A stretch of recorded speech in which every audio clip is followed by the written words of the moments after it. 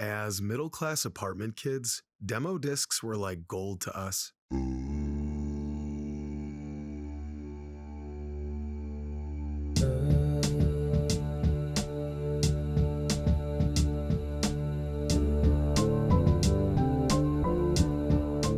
In the late 90s, Pizza Hut started giving away PlayStation demo discs when you bought a stuffed crust pizza. We had Limp Bizkit and Hey Arnold at the same time. We used to be a proper country. The first Pizza Hut disc introduced me to Metal Gear Solid, and I must have played that little slice 24 times over. It was awesome. The following year, we got a disc with Tony Hawk's Pro Skater on it. We all knew who Tony Hawk was. He just recently landed the 900 at the X Games. I remember the night it happened, my buddy Phil came running out of his apartment shouting that Tony Hawk just did the 900. I had no idea what he meant until I watched the replay, and it blew my mind. But I didn't think much of the game. You have to remember, back in those days, most skateboarding video games were essentially racing titles. We used to play 2 Extreme all the time, and even though it was awful, it's kinda all we had, man.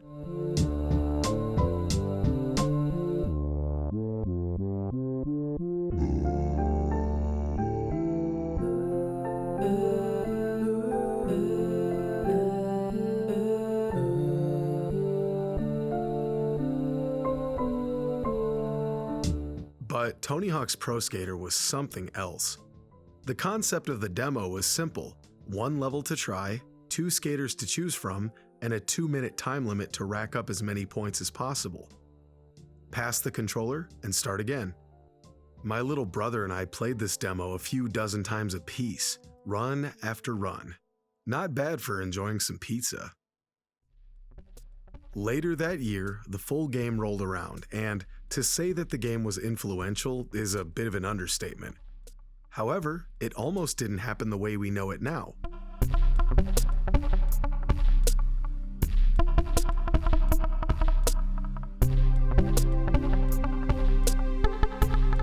Early on, developer Neversoft, inspired by Kenji Kano's 1997 arcade game Top Skater, wanted to try their hand at a skateboarding game. With input from bright minds like Dave Stoll and Scott Pease, their skating prototype became less about going fast downhill and more about free-form, trick-based skating within open areas. Neversoft approached Tony Hawk about a possible collaboration. Nearly fed up with the gaming industry after several failed pitch attempts to various publishers for his own skate game, once Tony Hawk laid eyes on Neversoft's demo, he signed on. Tony said it was the first time that he had seen a video game where it actually looked like you were skateboarding, and he was eager to get in on the ground level to help ensure that this was going to be the genuine article. The beta version of THPS offers a rough yet very fascinating look at the game several months before launch. As much Tony Hawk as I've played over the years, I've never had a chance to play this beta up until now, so after purchasing a copy, I couldn't wait to try it out. Of course, it's a beta, so the rough edges and the lack of polish is expected, but there are other neat things that I'd like to mention. Firstly, there's a downhill level that's not downhill jam. This is interesting because, evidently, this was the initial vision for Tony Hawk's Pro Skater. As discussed earlier, Neversoft was inspired by Top Skater, and this is quite clear when playing this level. You simply bomb down the hill, collecting tapes and popping off a few tricks along the way. Now, of course, the final game had downhill jam and the mall, and that's well and good. I'm one of the few people that actually loves the mall, but man am I glad Neversoft changed the game to what we actually got in the end. It's cool to see the Top Skater influences though. The triangle decals at the lip of several ramps, and the floating golden rings that are straight from the arcade game. It's all very charming. I felt like Clark Griswold watching old reels in the attic, but the DNA of THPS is here for sure. You even get to play as the legendary Rastapopoulos, the dude from the skate shop in THPS 2 and 3. Many of the final levels, albeit unfinished, are here, and there are skate letters and tapes floating around. I can only imagine what it must have been like being a programmer at Neversoft. playing this beta version of a title that would go on to be one of the most successful video game franchises in the history of the medium. And then September came, and so did I.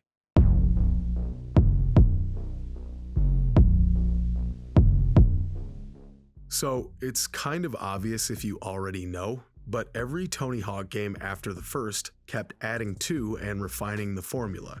More tricks, more gameplay, variety, more characters, more.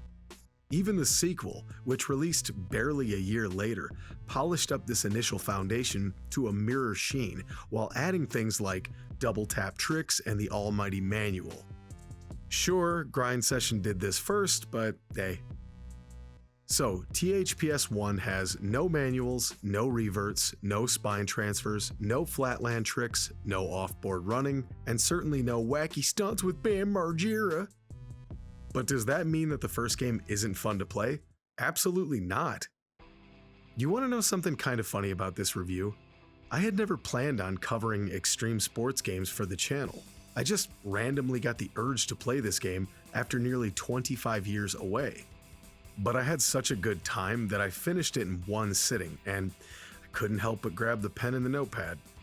Now, I was obsessed with Tony Hawk 2, 3, 4, Thug, and so on, so my muscle memory for all the above-mentioned tricks was kicking in full gear.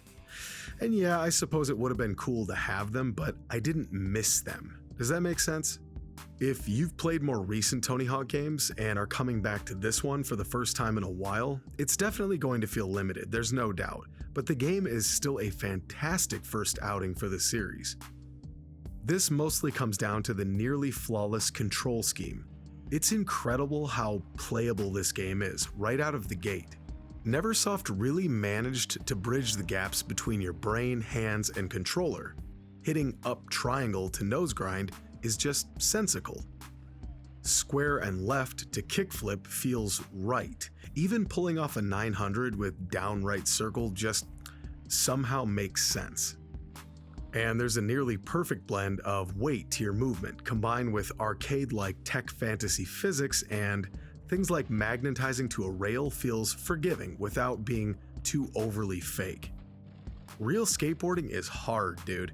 So you want the gaming version to give you that satisfaction of landing difficult tricks without the hours, days, and even years of practice that the real thing requires. And although the sequel polished everything and made it better, the first game still feels great. This is also down to the iconic level design. Neversoft took familiar locations like a school and a mall and a few skate parks, and then they designed them in somewhat fantastical ways to allow players to maximize combo lines and to make objectives fun to accomplish. Compared to later games, the objectives are limited and simple, and if you know what you're doing, you can get everything done inside of a single run most times. But again, for the time, this was fresh and addicting. The graphics are obviously really dated, with limited draw distances, texture wobble, and character models that have aged like milk in an Afghan cave. Now, judging the game on a modern standard would obviously be unreasonable, but even back then, nobody was really amazed by the texture work. The strength of the visuals is much more down to the style and the art direction. Having real-life skaters was a big plus, of course, and their unique styles made them visually distinct and interesting. I used to think Chad Muska having a boombox threaded into his backpack was the coolest thing on the planet as a kid. Each skater has multiple board designs from their respective sponsors, and you can toy around with wheel colors, which was a simple pleasure. Stuff like this got me into CCS magazine, and I used to read those catalogs in the lunchroom at school until they basically rotted in my hands. Now, I couldn't afford shit, but I dreamed up 1,000 combinations of shoes, trucks, wheels, bearings, decks, and backpacks with speakers sewn into them.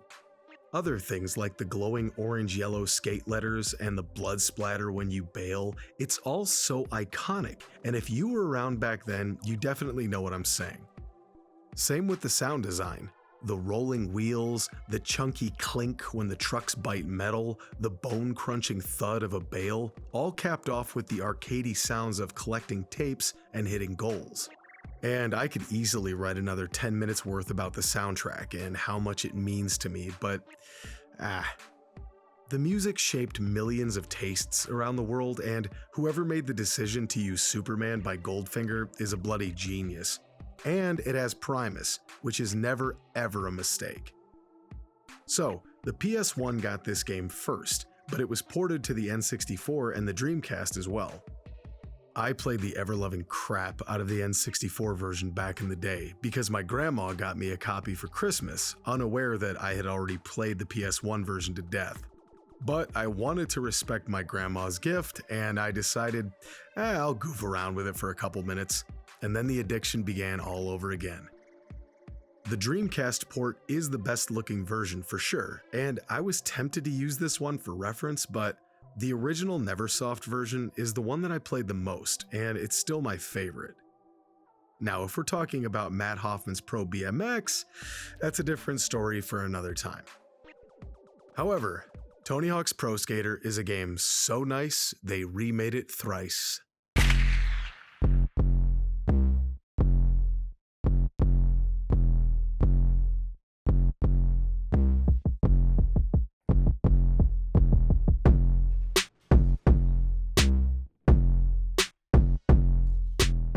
So Activision initially wanted to launch Tony Hawk's Pro Skater 3 with the original Xbox, but it wasn't going to be ready in time. So, in order to at least have something ready for launch, they contracted Treyarch, yes, that Treyarch, to port Tony Hawk's Pro Skater 2 with extra content. It's THPS 2 with Treyarch's Arc engine, plus a handful of levels, and it was developed in 9 months, which is damned impressive. And you can never go wrong with more THPS 2, but the cool thing is, it also has the entire first game remade inside of it. And really, this was the Tony Hawk 1+2 remake many years before that existed. Now you can play the first game with manuals and double tap tricks, etc., and it's pretty cool. The only strange part is, you have to play through the entire Tony Hawk 2 career first, and like the original THPS 2, you get cash to upgrade stats and decks. This is fine, but by the time you get to the THPS 1 career, you're a beefed up skater with full stats. The objectives haven't been altered for the first game either. This, combined with the addition of the manual, makes the already easy first game downright trivial. I was able to complete score goals in a single combo line pretty easily and jump to secret tapes with minimal hassle. I will say, playing this right after the PS1 version felt like doing a victory lap, and I still had plenty of fun. Customizing specials was really nice, and seeing the old levels with enhanced visuals was great. The physics of the Arc engine, especially with full stats, make ollies a little floaty and sometimes you can overshoot objectives, and they didn't incorporate the revert from THPS 3, but all in all, this is a solid port and I had a good time. However, as you may know, this wasn't the last time we would get to see Tony Hawk's Pro Skater with a facelift.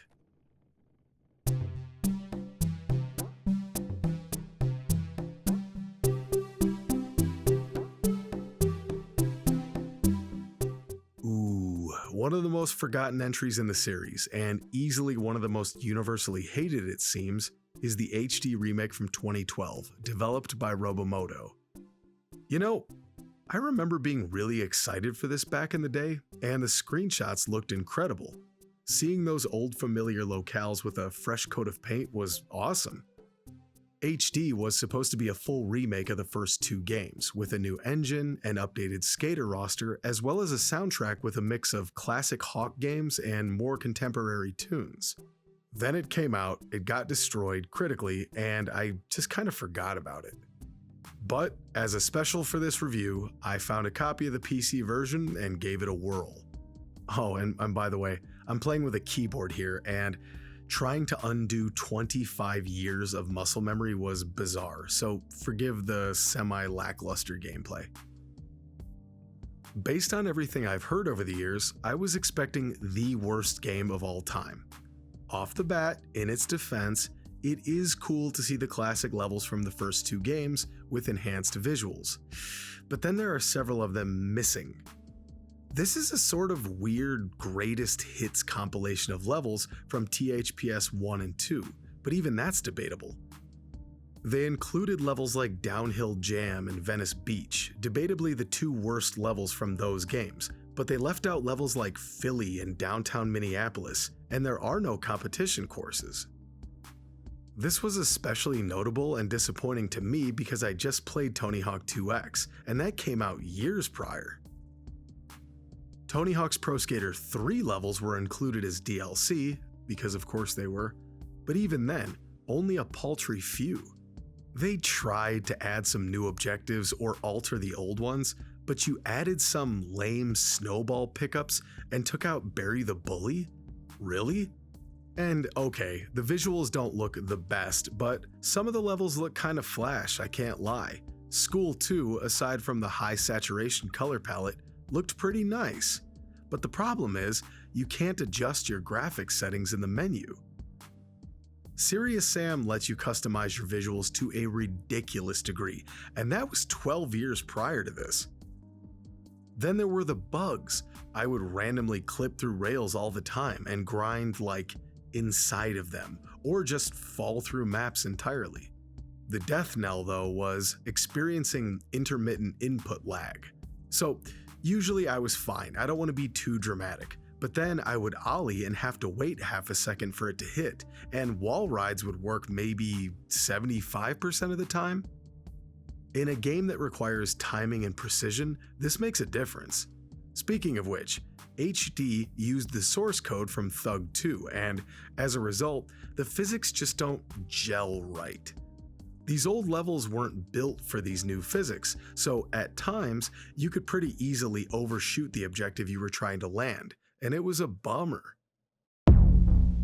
What's not a bummer is my Patreon.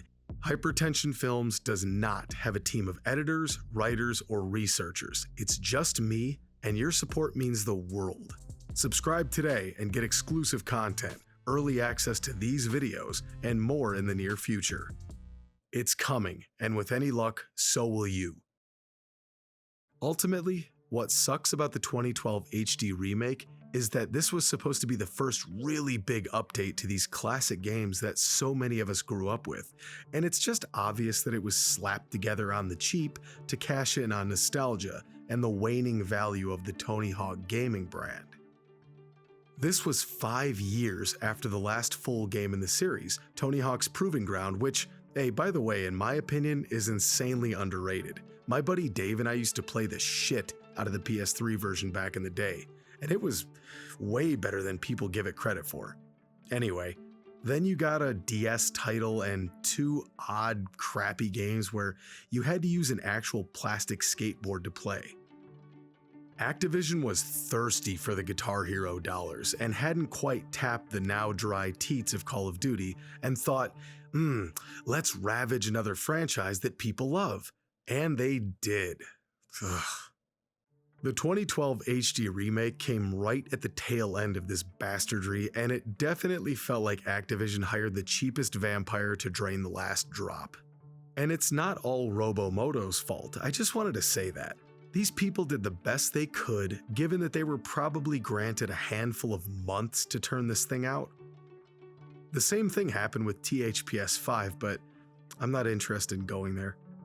Thankfully, Tony Hawk's Pro Skater got a final glorious send-off in 2020, the year of our Lord, John Cena. Bow to your sensei!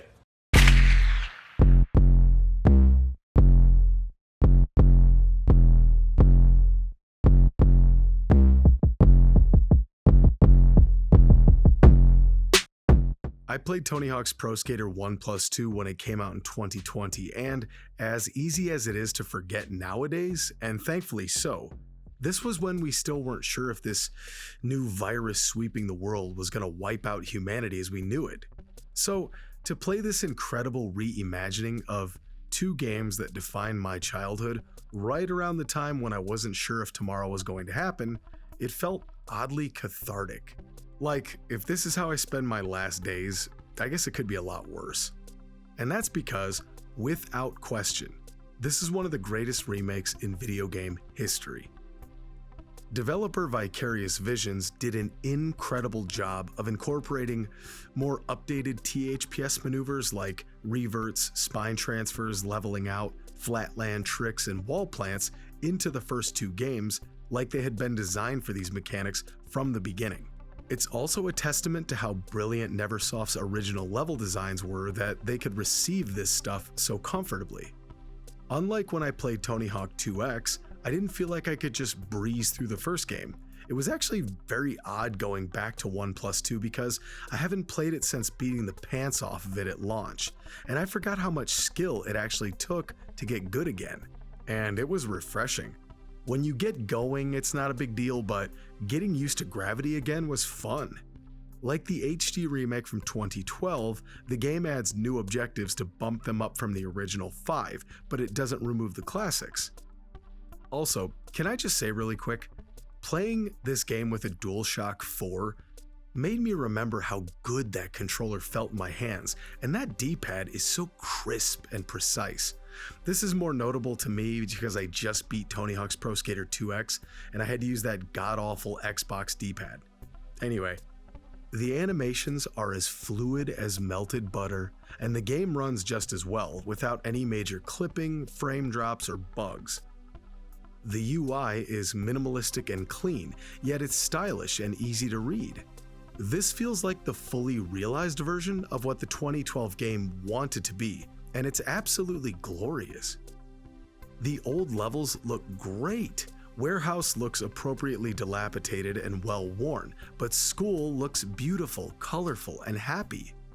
It's like a real place, but converted into a fantastical skateland, and it's wonderful.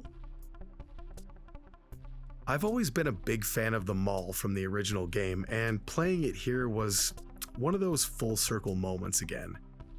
The mall in the original didn't have NPCs due to system limitations, but now they're absent because the old mall is decrepit and falling apart.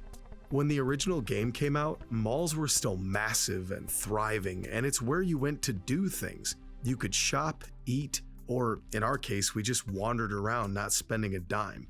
It was just a great place to kill time and stay on your feet during those frigid northern winters.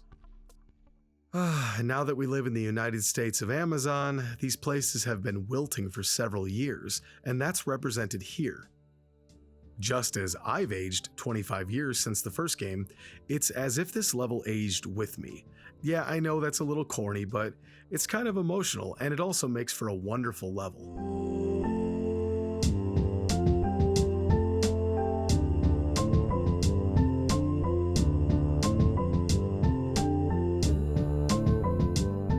To this day, I still defend the mall as a quality downhill course, unlike Downhill Jam, but even that's much improved in 1+2 with cool modern flourishes like drones tracking overhead and stuff like that. Downtown is absolutely gorgeous, and I love just skating through the map, observing all the lovely graphical touches added by Vicarious. Ultimately, the only problem with 1+2 is that it was so good that fans immediately wanted them to get on making a 3+4. It just made sense. And for me personally, I would have been thrilled out of my mind about that, but it's not happening. Vicarious Visions was assimilated into Blizzard when the Activision Blizzard merger happened, and the project was never given the go-ahead. Evidently, Activision didn't trust another studio to deliver what Vicarious Visions did with 1+2. It's like, that's what I've heard, and maybe that's true, but there's seriously not any other studio that could pull it off. I mean, I and millions of other people would happily fork over our $60 to get that package. Just, do you hate my money or something? God damn it.